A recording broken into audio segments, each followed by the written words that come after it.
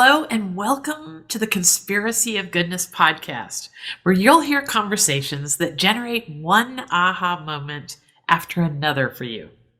Every week, I'm talking to thought leaders around the world who are knee-deep in their work, tackling some of the world's most difficult problems, and still, they think the future is bright for us all. We need to see what they see.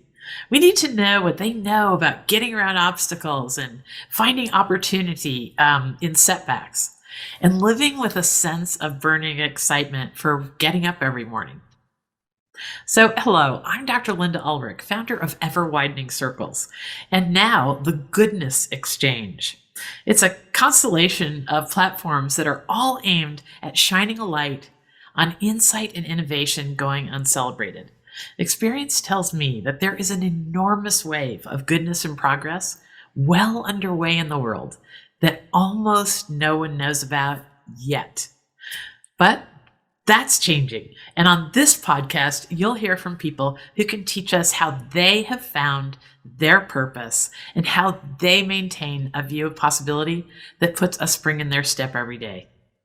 So today we're going to meet Debbie Gisonni, an executive, an advisor, an author, public speaker, and a serious thought leader in the world of inspiring people to make simple changes that radically improve what's happening in their world, with as far as well-being and success and their health, business strategies. It's all there in Debbie's her view of what's possible in how we empower ourselves. We don't wait to be empowered. We are taking it as a challenge for ourselves. So her company, Self Power Now, is on a mission and a passion to create media that uplifts individuals and organizations and makes the very best of what we each have. This requires a deep love for self and others and life. So welcome, Debbie, and help us appreciate life on this crazy, challenging earth right now. Thank you. Thanks for being here. You know, you're so passionate in your introduction. I feel so good already. I know. We are going to really take people on a little journey they could never go on without our little unique alchemy. And we hope that our discussion here inspires all kinds of other unique alchemies to happen as people talk about what they learned on this interview and how it changed their lives. Right. Like attracts like, right? It is so important, that one, you know? Yeah. What I tell people about living a more positive life is that you can start spotting others living like you across a crowded room. Yes. They have sort of an aura about them, right? They're the kind of people that walk into a room and everything lights up and people want to be near them. And that's that positivity that you talk about. And I know you're a scientist. And when I say like attracts like, you know what I mean, right? And yes, absolutely. You put out what you get back, and you get back what you put out. I just got goosebumps. I'm listening. I'm one of those people that gets on a song and listens to it day after day. And I'm listening to a great song called You Get What You Give these days. I like the happy song. That's been my mantra since it came out by Pharrell Williams. I just play it and I just get in a good mood immediately. It's a straight up game changer, that one. Right. Yes. So let's get to your zone of genius, Debbie. I mean, this is I'm real about it. I think that this is part of our times. This great questioning that you hear. Most people have heard in the news the Great Resignation, or some people call it the Great Reset, where I believe the pandemic has caused a lot of us to take a step back. Absolutely. Absolutely. You know, with all the bad stuff that people talk about in the pandemic, there actually is a lot of good that has come out of it, especially for individuals. It forced us, as you said, it forced us to stop. And who doesn't want to get off that treadmill every once in a while? We're all on that crazy treadmill, especially employees, right? And the corporate culture had become one where there was no division between work and life. There was, I mean, I grew up in that corporate culture and now I'm going to date myself, in the 80s and 90s, where you just, the expectation was, 80 hours a week, travel, no, you're kind of married to your job. And I I bought into it for sure for a very long time, for 15, 16, 17 years or so. And now other people are figuring out, wow, it's at first I think people they might have been a little bit afraid, right, to be with themselves. I don't know if you had that experience. I know a lot of my friends were going crazy saying, I don't know what to do. I don't know what to do. I don't know what to do. And I kept saying, why do you need to do anything? Just be. Just be by yourself. And when people got into that phase, because it lasted so long, they got tired of doing things, right? And finally got quiet with themselves. They got to know themselves a little bit better. And they said, wow, there's a lot more to life than what I'm doing every day. And the priorities shift, right? Your priorities shift, your passions shift, your relationships shift for sure. Well, that's kind of where we want to talk about where we want to drive in this interview is to sort of open up the doors of possibility for people because it's very, very hard to sort of look at the life you built or how you got here to this moment, listening to this podcast, and have this sort of sick feeling that that it's not been for something or that what you were on the wrong track. And I don't believe that. I believe everything that happens to us leads to this moment, this whole Yes. moment. And then if we believe that, then we've got a world of choices out in front of us. So Well, talk to us about that, about choice and about the self-awareness that it takes to lead that yes. life. Well, I agree with you, first of all, Linda, and that is that everything that happens exactly at the time that it's supposed to happen, at exactly the right place, exactly the right person, et cetera. So I never agree with people that say, well, I regret this relationship, or I regret having this job, or I should have never, or I could have, or I would have. That's living in the world of the past, and there's no way that you can control the past, right? And that's what makes people suffer so much, because they want to control something that they have no control over. And the past can't change. And you talked about the now. The only thing that you can control is the now. You can't control the future either, because as we know, and we've seen through COVID, plans change. There are things that are just completely out of your control. So it's really important and key for you to live in that now and not to regret the past or worry about the future, because both of those exercises do no good for you. They just create more suffering. Yeah. Oh, that this is so true about the way our mental chatter kind of churns away in the background. I call When it the voice of that pesky little voice in your head. Don't listen to it. Sometimes I was just talking to someone the other day, and I said, and they were talking about their pesky little voice and how they can't get those thoughts out of their head.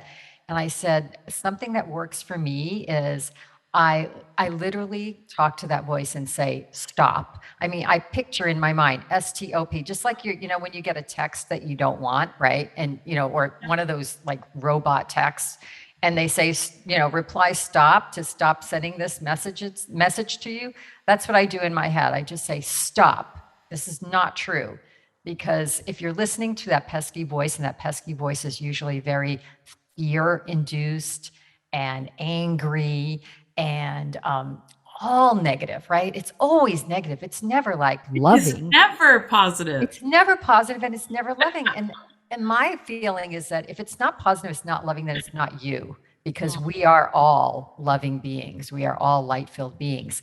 And if you're listening to that pesky voice, I mean, some people call it the ego, some people call it the monkey mind, whatever you want to call it, just get rid of it. It's I know it's easier said than done, but it takes practice.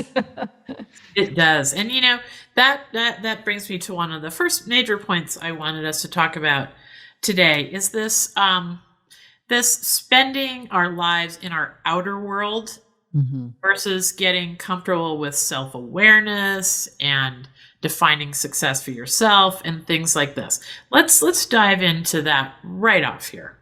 Right. Well, self-awareness is important in life, not from a spiritual point of view, but from just a a view that you need to know who you are, right? How can you go forward? How can you take a step forward if you really don't know what your spirit, what your essence is asking you to be, asking you to do in life, what that purpose is, how to treat yourself, how to treat others? The dilemma, or the modern dilemma we have now, is that we live our lives in the outer world, right? We look a certain way because of what society tells us. We act a certain way because of what has been ingrained from when we were, childhood or even in schooling, right? And we believe we should have certain things and achieve certain things by what society tells us. That is all outer world thinking. And you cannot let that define who you are, what you do, or what success means to you. And until you stop that pesky little voice and that monkey mind, it does take some quiet time, right? You can't find out who you are, or I don't know, in the 70s and 80s, they used to call it finding yourself, right? You can't find that person that you are and what your really true desires are until you stop all the other stuff going on in your mind, right? And that requires silence. I hate to say it, but it requires you to be okay with being by yourself and with yourself for any length of time, even if it's for a minute a day or a bubble bath or 10 minutes of staring at a ceiling or a doorknob. You need some quiet time. I once was accidentally at a In a silent retreat. yeah. I knew it was coming. So many of the things that happen to me are like that because I'm sort of fearless, and if somebody asks me to do something new, I'm so curious. I just like, sure, sign me up. And I found myself accidentally at a silent retreat. You know what? I just threw that out. I must have been reading your mind or something. And it was very funny and very. Somehow I don't see you in a silent retreat, but people have said that to me too because I'm such a talker and type A personality. But I have done a 5-day silent retreat one time, and I'm glad I did it. Yeah, it was super. It was really super. I would encourage anybody that's sort of outgoing sort to have to rein it in, or even a day, or I think it was 2 days. It's all a blur, right? Yeah. Oh, that end of the day when it was done, it must have exploded like a chocolate mess. But what I did learn is this conversation. Okay, we don't have to have all the mental chatter and the monkey mind. There can be a conversation in our minds that's asking better questions. Yes.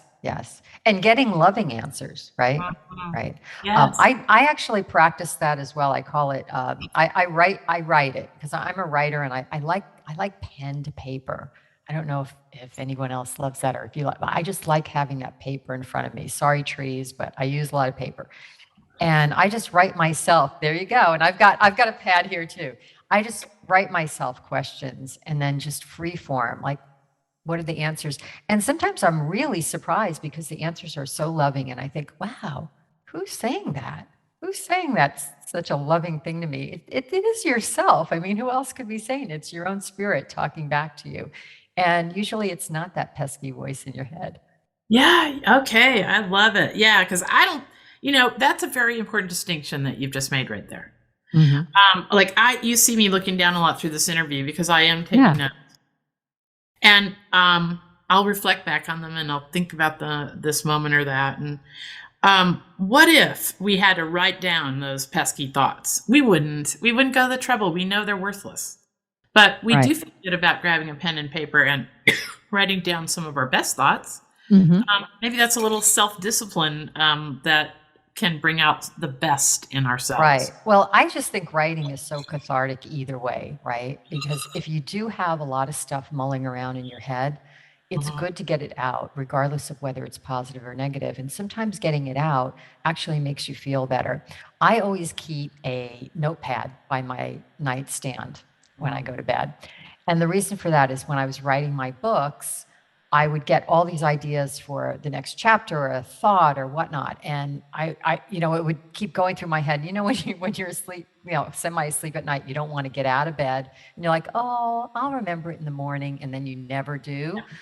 So I've always kept a notepad by my bed, and it's good for dreams. You don't have to interpret them. You just say, "Hey, I was falling from this and I felt this and whatnot." And then the next morning you say, "Yeah, I think I know why I was feeling that way." It's just such a great cathartic exercise, and everybody can write. Everybody can write, or you can, these days you can just dictate right into your phone a voice memo or something like that. It's so easy to do. Well, there's some brain science on that. What goes on in our minds at night is sort of a consolidation. They know that Yes. you have to have certain hours of sleep, or else you can't consolidate your memories.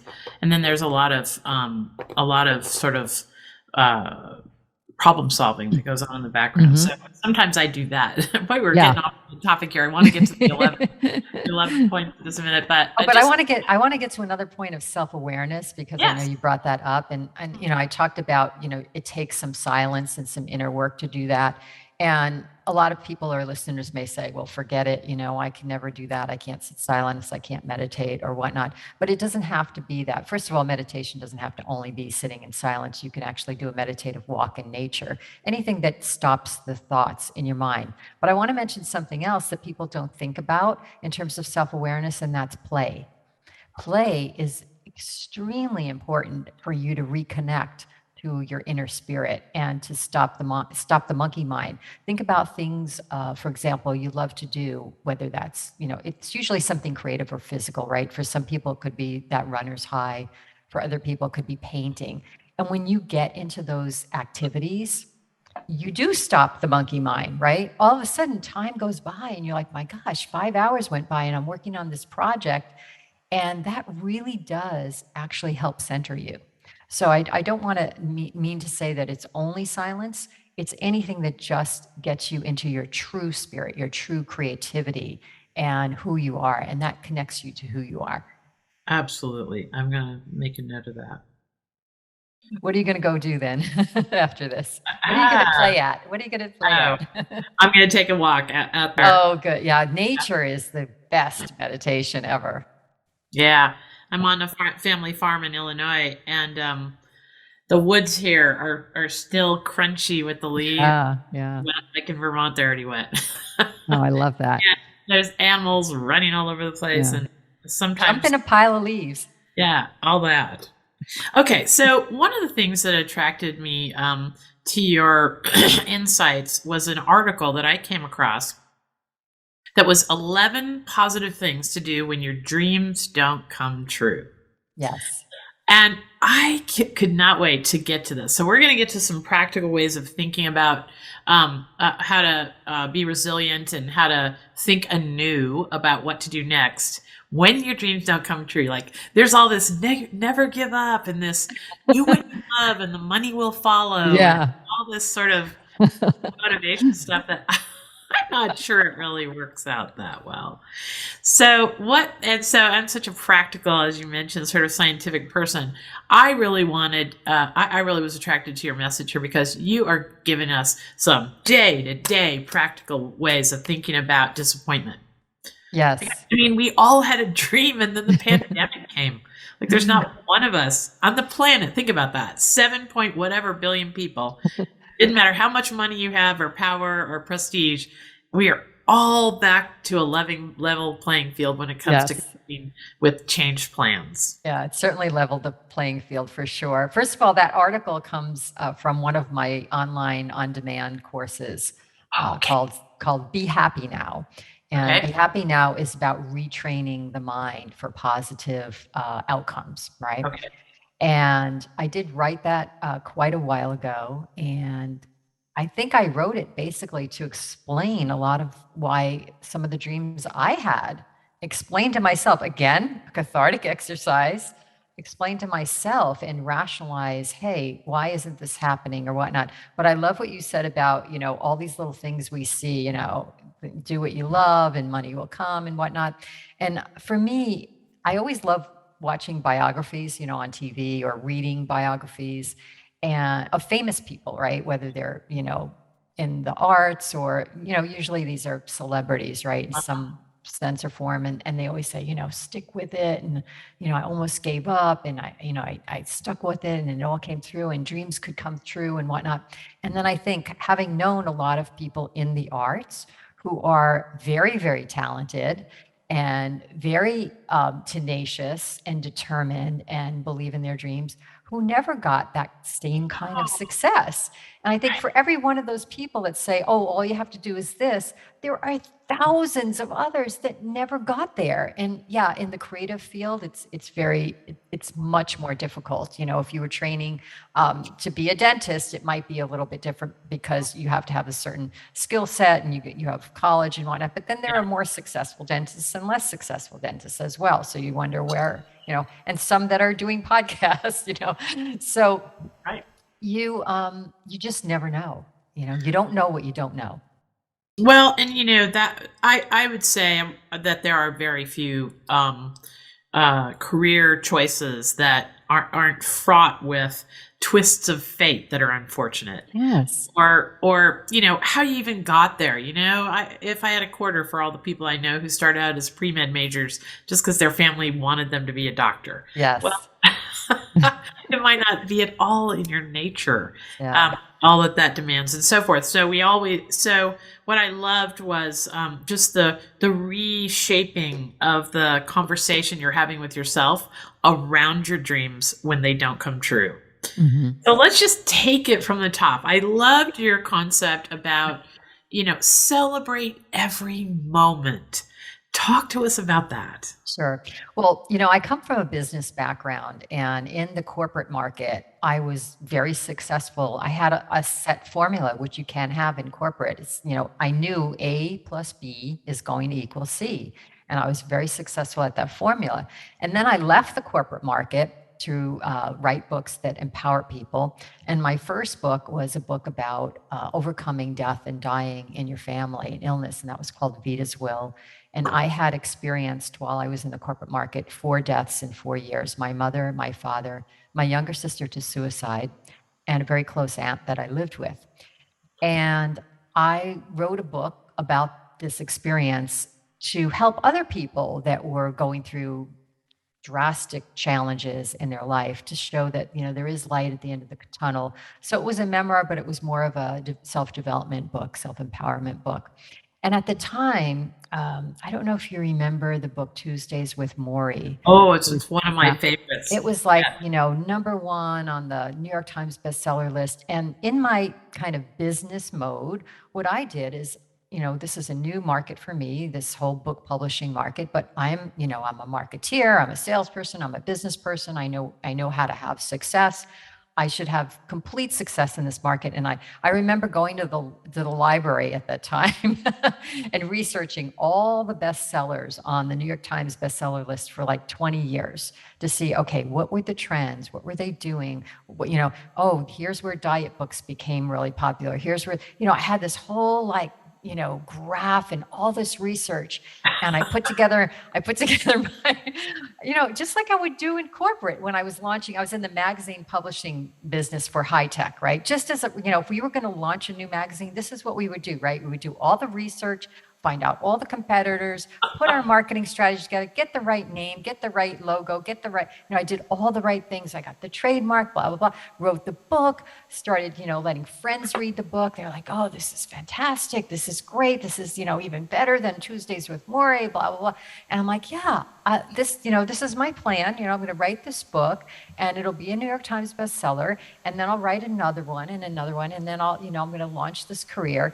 And I'm going to get on Oprah, because at that time, Oprah, if you were an author, that was like the quintessential thing. You had to get on Oprah to launch your whole big career. And guess what?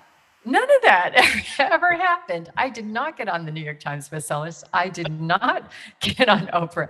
And it's like, so, and for me, because I came from success, right? It was such a disappointment. I was like, what the hell is wrong with me?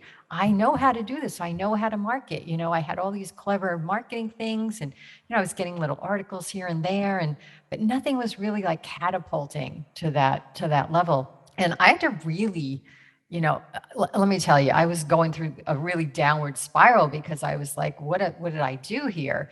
And then I had to go back to what my original intent in writing the book was for. It wasn't for getting on the New York Times bestseller list or Oprah. It was really about helping people, all right? It was about helping people. And I remember saying this from day one when I left my corporate job and I told people that I was going to write this book. And I said, and I always said, hey, look, if it helps 5 people in the world, I'll be happy. And I had to go back to that original definition and say, hey, look, you wrote a book. A lot of people want to write books in their life and never get to it. You actually were able to put chapters together in a story, in a coherent story, and make it, and this has actually helped people and all the little successes along the way. So celebrating each and every moment. And you know what? Those disappointments were part of that journey for me too. And it is, I know this is so cliche, but it really is about the journey, not the end, not the end destination that you think is going to be the end destination. I think the destination hasn't ended for me in this, publishing, book writing. I've written 2 books since then. And every time there are reasons to celebrate along the way. So when people put a dream out there, it's great to have that ultimate outcome, whatever that may be, but not being attached to that outcome is extremely important. Is just keep doing what you love doing. If you continue to do it because you love it, then just keep doing it. Oh, I love that. I think it's elegantly simple. Yes. So the do what you love part is true, but the money will follow may not. The money may come you might be supported in other ways. For me, it was in my corporate contract work. Yeah, that's something to remember too, is that no matter what the field is, it's not a zero-sum game. Yeah. I mean, when I was growing up, my dad and mom were very focused on how many marriages were failing because divorce was a new thing in the 70s and early 80s, and even whispered it.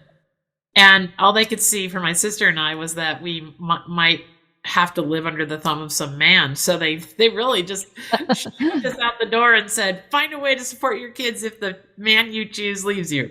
Yes. And that is so wacky but we did. And I tell you, I have been an artist my whole life. I weld giant metal sculptures out of art cards. And I can do that hobby without needing it to put bread on the table. Yes. And just do it for the love of it. Yes. So I think there's some room for this notion of having a job that puts bread on the table and that you can find your zone of genius in. We've talked about that earlier. But it's not a zero-sum game. You can do something that you're not crazily passionate about to put bread on the table and still have more of you left over to give and create. And I think to your point, we come into this world with so many talents, right? Yes. It is not a one path kind of thing. It's more like I kind of visual branches of a tree, right? And you could explore all of them. I've had so many different jobs in so many different industries in my corporate career that have been really fun. And it's like, oh, I got to work in a TV station and I got to work in a nonprofit in the space industry and all kinds of stuff that I've never even imagined. And that's the other thing too, Linda, is in our wildest imaginations, we can't even predict what is out there, the possibilities. Yes. And so we have to carry on day to day, one foot in front of the other with a certain level of openness. Openness and optimism, right? Yes. So when things are disappointing, I usually sit and say, okay, universe, just bring me something better, then something better is going to come along or something different. And moving through those obstacles are important because if you stay with them in that disappointment, right? If you stay in that fear or anger, then you don't leave an opening for anything else to come into your life. Oh, that is so true. Yes, and that's true of staying in relationships too long. Mm. Well, as long as you Oh, stay, yeah. then you're not leaving an opening for the Or job, yeah. staying in I the think job. a job is a relationship too. I consider Yes. that an external relationship. And people stay in jobs way longer. It's not our parents' generation anymore where, people stayed with one career, one job, no matter what, throughout. And, because they wanted that pension or they wanted the big whatever, the golden ring Mhm. at the end. It just Yeah. doesn't work that way. And there's no guarantee these days. So Yeah. if there's no guarantee of financial security, then you may as well do what you want to do, right? And if there's no, I think there's no good time Yeah. for a lot of these leaps in life, whether it's deciding to move to do another job or look for another relationship or what have you, what have you. So let's take a break because this is a great time to talk about some really interesting things we're doing at the Goodness Exchange that relates to having to helping people find and cultivate what they're uniquely built to contribute. And when we come back, we're going to talk about when to stop rowing upstream. Okay, so we'll be back in a minute. Hello, I'm Dr. Linda Ulrich, founder of Ever Widening Circles and the podcast you're listening to now, the Conspiracy of Goodness podcast. And I have a question and an answer for you. Have you been hoping the world is actually a lot better than what you see on the news and social media? Well, it is. In fact, it's radically better. There is an enormous wave of goodness and progress well underway in the world that almost no one knows about yet. But on December 1st, 2021, all that changes with the launch of the Goodness Exchange, a digital landscape where you will see that the world is full of goodness and progress, and we will introduce you to the people making it that way. Bottom line, someone is solving every vexing problem in the world, large and small. And the Goodness Exchange is where people are coming together to amplify a future that includes all that. No one with good intention and good ideas need feel alone again. Here's what you'll find at the Goodness Exchange. There will be articles about the most amazing things going on in the world that are going uncelebrated. There'll be interviews and events that will send your mind and heart soaring again. And a social media platform dedicated to a culture of kindness, insight, and celebration, a way of amplifying a brighter future for us all. And that social media platform is a place where organizations doing good in the world will not have to hold their nose anymore. It can be a trustworthy, respectful place for organizations to host their groups and gatherings and connect with each other. A network of positive networks, if you will. The Goodness Exchange will be a place to find mini courses and master classes for personal and professional development. And eventually there'll be a jobs board. And we have a children's website already all teed up. The thread running through it all is that goodness and progress is everywhere. And we will help people cultivate what they are uniquely built to contribute to this future for us all. Now, imagine a website with no ads, no games, and no agenda. Just a simple and powerful vision of combining our collective strengths to create a future we can all celebrate. The Goodness Exchange will open a new era for us all as individuals because you're going to find stuff that make your life better instantaneously, and as a collective, because we all want a better future for our children. Who knows what's possible if there was a place on the internet that brought out our best impulses and our collective genius? Join us after December 1st at the Goodness Exchange and start living with less fear, more joy as an individual and as a collective future for humanity. Thanks. Now we're back to the interview. Okay, we're back. So when we left off our conversation with Debbie Gisonni, we were talking about this wonderful article that I came across that comes from a course that she has a number of online courses that I would encourage you to check out. This particular course we're talking about today is called the 11 Positive Things to Do when your dreams don't come true. Well, that's the name of the article. The course is Be Happy Now. Okay, so be happy now. And this is a fundamental thing that we're talking about, is that we have a choice in this moment to be glum, knuckles dragging, or find things to be grateful for, and all those things. And this next one that in this little list that's in this article is called Stop Rowing Upstream. Mm-hmm. So talk to me about that concept. Yeah, I usually use this analogy for life, right? Life is like a river. If life is like a river, think about rivers, right? They only flow in one direction. And we tend to spend a lot of our time rowing upstream, right? Things don't go the way we planned. We try to control them, or we keep going back to that place of when they happened. And even though we can't change things, instead of going with the flow and trusting that, as we said earlier, you're exactly in the right place at the right time, no matter where you are in your life.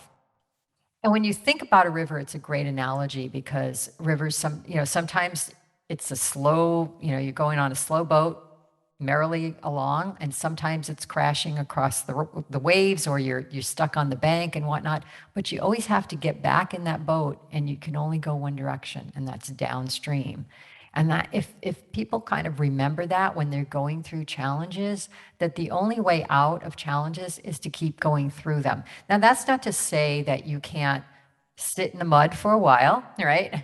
And, stick in the mud and be unhappy for a while and be depressed and whatnot, as long as you know that's not going to last. And it's important to acknowledge those feelings and emotions. You can't stuff them underneath you, because they're going to come out in another time.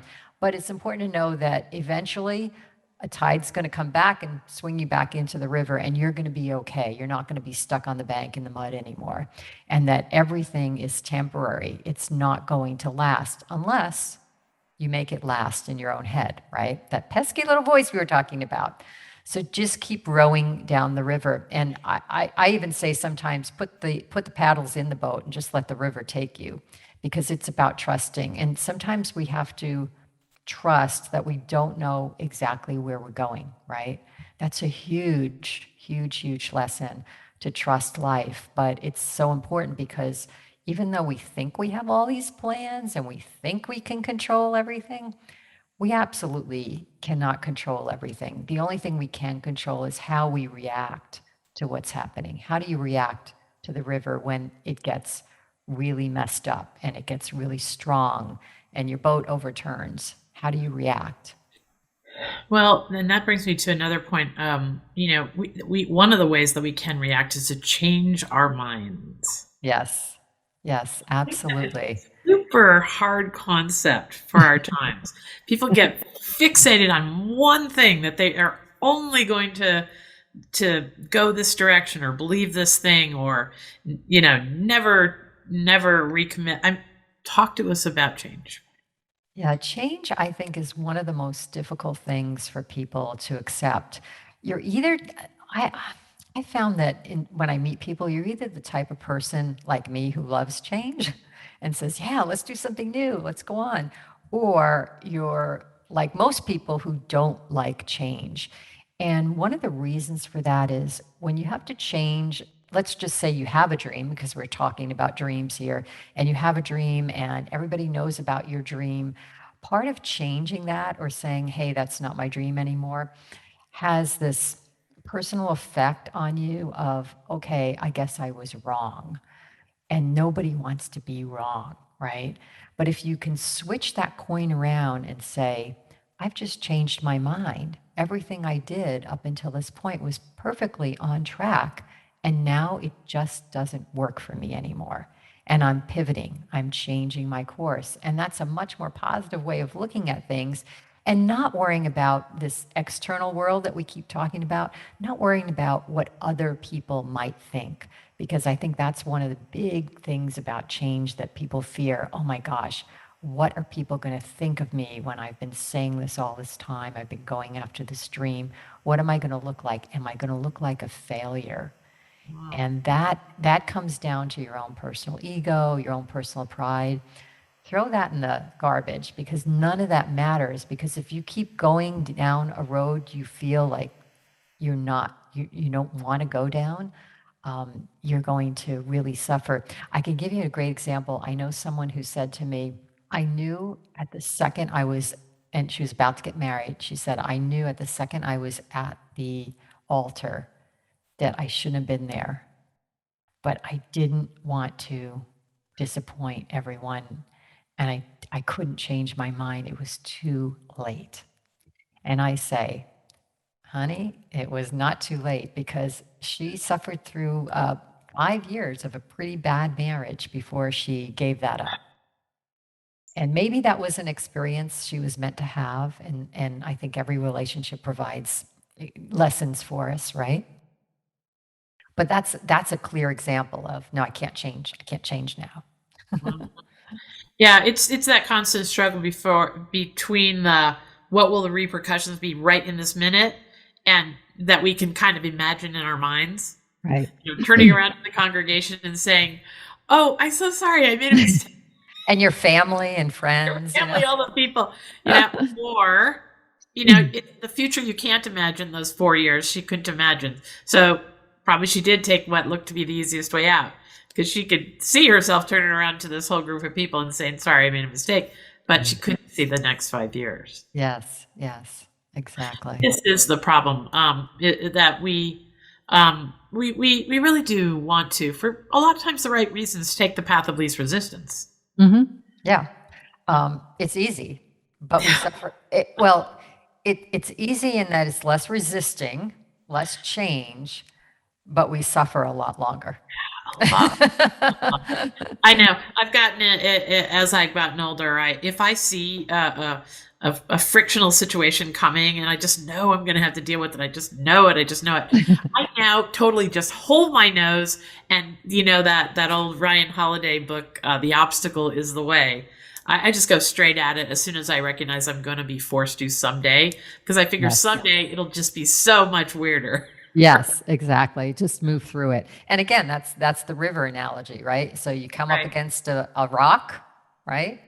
And you gotta get over it. You gotta get over it or around it, but you've got to get beyond it one way or another. Yeah. Right. Otherwise, it'll come up again. Yeah. And that is it.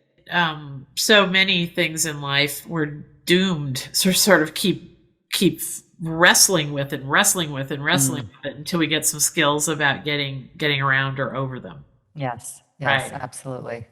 So that brings me to something that is a great tool to getting over, around, through tough times, is gratitude. So talk to me about your feelings about gratitude. Yeah, I talk a lot about gratitude. I have these 4 online courses. One's Be Happy Now, one's Be Healthy Now, one is Be Zen Now, and one is Be Loved Now. And in every one of those cases, gratitude comes in. And I think gratitude is like the linchpin, right? It's the linchpin to happiness, no matter what you're doing.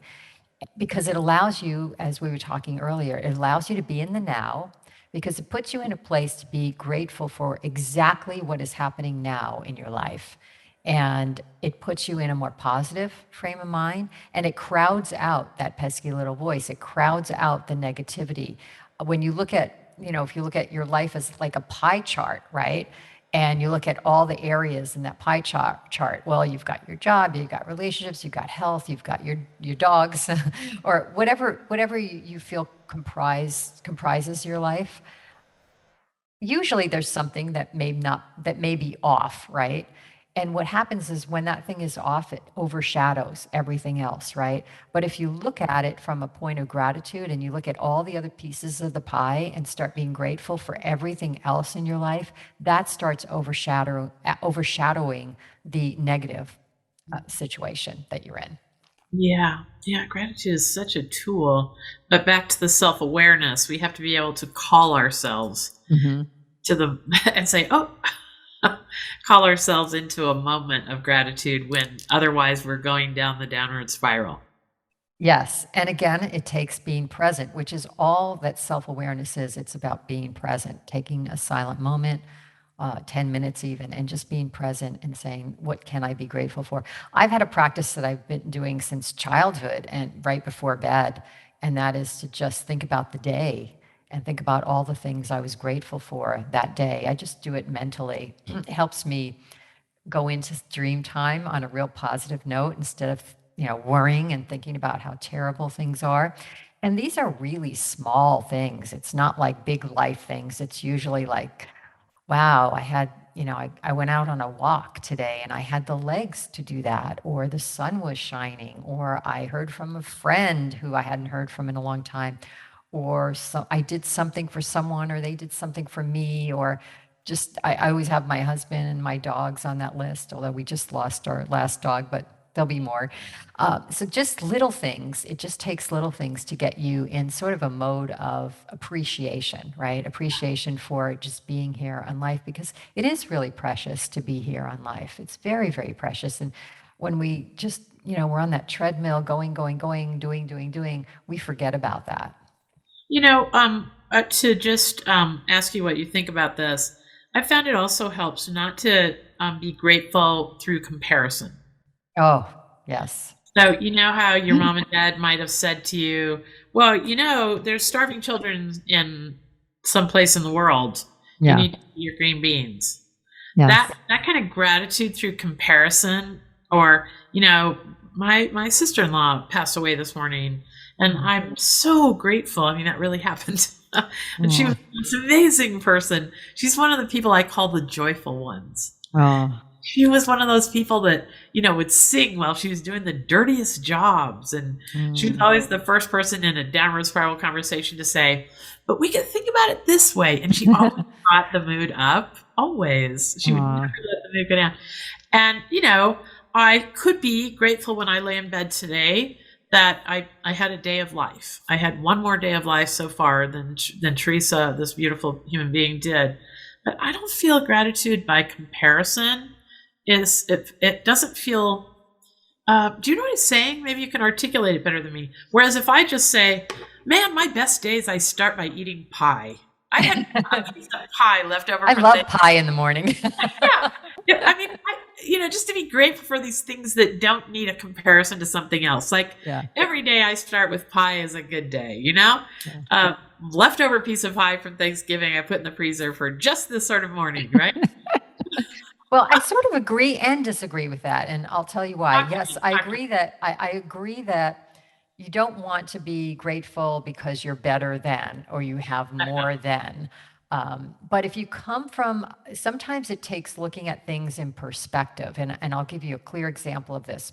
So one of the people in my family that died was my mother, and she died at 59, but she was 49 when a brain tumor was discovered. And they operated, but they didn't get it all out, and it kind of left her 24/7 care, and she was in chronic care facilities all the time. And when something like that happens to your family, it's all encompassing, right? It's like, why us? Why, we've got the worst fate in the world kind of thing. And then all of a sudden we'd go to visit her in some of these facilities, and we'd see people that were so much worse off, and families that were so much worse off. And it does bring you to a state of gratitude. Okay, this isn't, for this reason, this isn't, as in the big picture, in the big scheme of life, in all the universe, this isn't as bad as we think. When people are going through depression, or they're feeling like the world is coming down on them, it's important to look at the whole picture and see, I'm not the only one suffering. And that's where that comparison thing is, I think, useful for people. I would agree with you there. I would agree with you. I more mean that green beans at the dinner table thing that our dads. Yeah, that you heard growing up, starving children. Children and wherever. I think that was just a ploy for our parents to get us to do and eat what they wanted us to do and eat. And that's programming, right? It's programming that we have to get rid of, we have to recover from in our adult life. Everything, I think everything up until about age 7 is that programming from your guardians and your whoever that is, your grandparents, your parents and whatnot. And a lot of that programming is false beliefs, right? That we have to realize later on and shed. Yeah. Also, there's a peace of mind that comes from just accepting that this is. Mm-hmm. that, and not labeling things necessarily good or bad, just this is. And I think that there could be a lot of gratitude there when then you say, and it could be this other way, right? Right, right. Just as even. Yeah, So, acceptance is a huge part of yes. life, and that could go back to that river example as well. You know, you have to accept what is that you have no control over. Yeah, and that Yeah. leads me to something else that I love to hear you talk about that I've heard you say. You talk about, something akin to not marrying an outcome. Hmm. This is the problem with our dreams, isn't it, Yeah. Debbie? Is that we create such a very, very vivid detail. The only successful outcome looks exactly like this, and then everything that could happen falls short. Talk to me Yes. about that. Yeah, it's really hard. It's a little bit of surrendering, right? And people don't like the word surrender because they think it's giving up my power, giving up my control, but it really isn't. It's just going more with the flow. And it's great to have goals and objectives. I'm not saying not to have those, but have them loosely. And it's great to have an action plan towards them, but be open to possibilities that may take you in a completely different direction that, by the way, might be even better than what you imagined, for your initial goal. And or you might not reach that initial goal and you might get sidetracked or change your mind, or something happens, in your life, or COVID happens, or the economy falls. If you were launching a business, planning to launch a business right during COVID, and then all of a sudden COVID hit, what do? You pivot and Yeah. you do something else, and maybe that, or maybe you just put it on pause, right? There's also the pause. You can hit the pause button too, and go back to things as well. But not being attached to the outcome is extremely important, but also difficult to do, right? Because we've got this outcome. I say be attached to the feeling more than the outcome, and the feeling of being in the place that you want to be in life. And what does it feel like to have that success? How do you feel? What does it feel like to be, whatever that goal is, to be in a happier relationship, without actually defining what that is? Not the outcome. Right, This is right, lovely. right. Yeah, this is lovely. This is lovely. Okay, so in that same light, then we get to another one of these 11 great insights. You say, you can unfollow your dreams. Yeah. And this is, again, this goes back to change, right? Maybe that dream is not working for you anymore. This, again, life changes all the time. You might have had, like in my case, I think very early on in my life, I might have thought, just, based on society, oh, I'm going to, get married and have children, like most people think that, right? And then I got into the situation where I was a caregiver for my family that was going through all these terrible deaths and illnesses and whatnot. And that was in my early 20s, believe it or not, 20s to like 30, early 30s.